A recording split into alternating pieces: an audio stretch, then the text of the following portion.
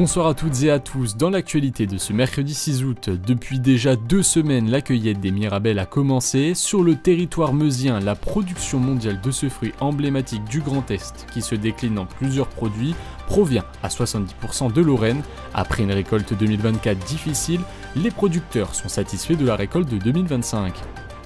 Et chaque jour, entre 20 000 et 25 000 véhicules empruntent l'autoroute A5. Une grande partie de ces automobilistes transitent par le péage de Chaumont-Semoutier. C'est ici que Franck, agent autoroutier, travaille. Avec ses équipes, il assure une partie de la sécurité et de la surveillance de cet axe, parfois au péril de sa vie, vous le verrez.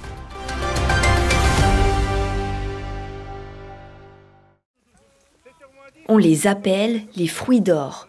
Depuis le début du mois d'août, la récolte des mirabelles a débuté en Meuse. Une étape annuelle très attendue par ce producteur. En 2024, les fortes pluies ont rendu la fructification difficile et causé un manque de fruits. Mais cette année, la récolte est prometteuse. Cette récolte de mirabelles s'est passée plutôt correctement. On a eu une très bonne floraison. On a eu des conditions idéales, les fleurs étaient au rendez-vous. Après la floraison, la fructification s'est bien passée. On a eu des bonnes conditions de maturation des fruits. Donc du coup, on a des mirabelles qui sont plutôt de bonne qualité cette année et plutôt nombreuses. Il y a évidemment des facteurs, ce qu'on appelle biologiques, des champignons, des maladies. Tout ça, ça va créer des problèmes. Mais cette année, on a de la chance, c'est que les conditions font que leur développement est ralenti et que pour l'instant, on n'a pas tellement de problèmes particuliers à gérer. La seule préoccupation concernait la taille des mirabelles. Pour que ces dernières soient vendues avec le label qualité indication géographique protégée, elles doivent faire au minimum 22 mm. Les pluies des derniers jours ont favorisé le développement des fruits pour qu'ils atteignent cette taille. Entre 80 et 90 kg de mirabelles poussent sur chacun de ces arbres. Une fois qu'elles ont atteint la couleur jaune franche, les mirabelles sont prêtes à être cueillies. Ça, ce sont toutes les couleurs où vont passer les mirabelles. Donc on a la couleur qu'on appelle 3, où en fait ça va être les mirabelles entre 20 ou 30 jours avant la récolte, donc elles sont vertes encore. Hop. La couleur 4, où en fait on va avoir une mirabelle qui va être bonne pour faire de l'industrie. Donc c'est cette couleur-là qu'on va favoriser pour tout ce qui va être transformation du fruit.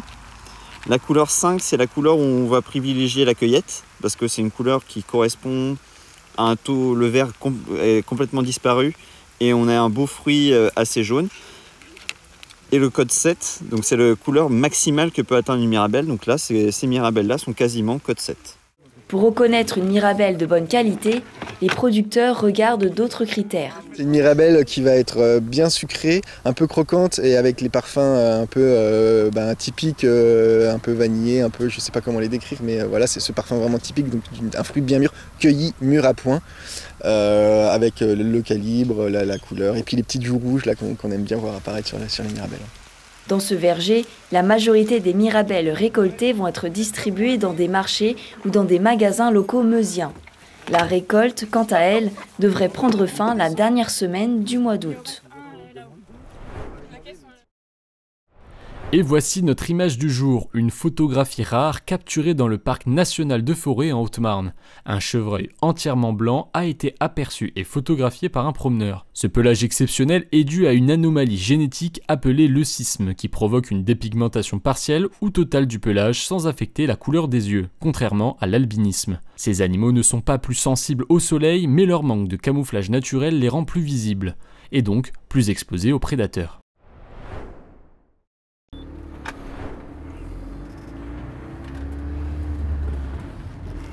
Été comme hiver, Franck arpente l'autoroute. Chaque jour, il doit analyser, repérer et signaler toute anomalie. Il supervise 80 km de voies 24 heures sur 24, seul ou avec l'aide de ses collègues. Je suis arrêté au 214 en protection sur un poids lourd qui transporte une pelleteuse. Est-ce que tu es au courant de quelque chose à ce niveau-là ou il faut que j'aille voir vers la personne? Le métier de patrouilleur en lui-même, on agit pour la sécurité des usagers. Donc, c'est-à-dire qu'on intervient sur accident pour éviter le suraccident. Ça peut être aussi pour ramasser des débris. Un véhicule qui est 400 pneus, il y a des débris sur les voies, donc on va les ramasser. Sa journée commence par une inspection. Là, ce que je fais, je surveille, je regarde déjà s'il y a quelque chose qui traîne sur les voies. Le regard affûté, au bout de 28 années de métier, plus rien n'échappe à la vigilance de Franck, même pas un drapeau déchiré. Là, je vais faire un signalement, donc ça va remonter au niveau des bureaux et ils vont envoyer quelqu'un pour changer le drapeau. Pendant ce temps, sur une autre aire d'autoroute, d'autres équipes passent la tondeuse. Les missions entre agents d'autoroute sont partagées. Chaque agent a des missions bien précises. Un patrouilleur comme Franck s'occupe donc surtout de la sécurité des autoroutes. Mais il doit aussi vérifier la propreté des aires d'autoroute. C'est tout bon, on peut continuer. La patrouille peut reprendre, mais sur cet axe très fréquenté, il faut toujours s'adapter. Au cours de sa journée, le Saint-Bernard des autoroutes doit aussi gérer quelques imprévus. Tu vois, il y a des pneus un bout de pneu sur la voie d'accélération. Je vais aller le retirer.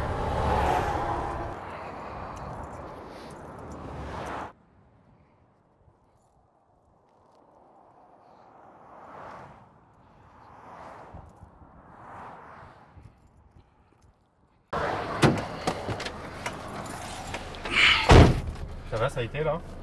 Tranquille, ouais, c'est sur la voie d'accélération, pas une grosse gêne. Donc voilà, c'est relativement aisé à faire.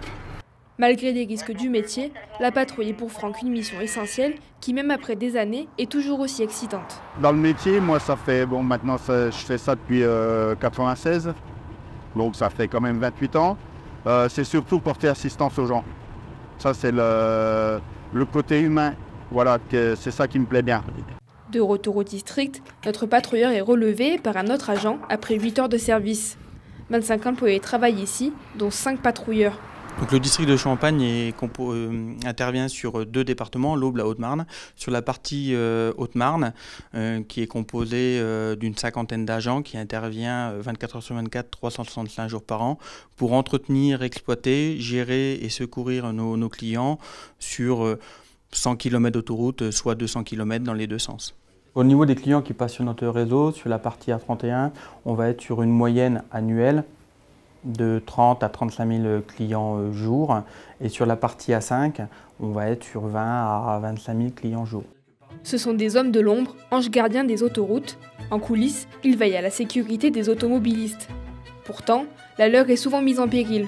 Depuis plusieurs années, les constructeurs et les gérants d'autoroutes sensibilisent les conducteurs pour éviter les risques. En France, un personnel autoroutier est victime d'un accident tous les 2 jours.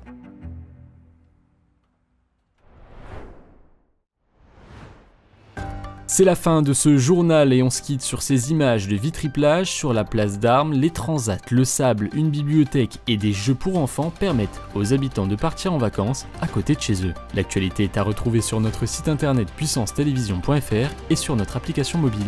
Bonne soirée.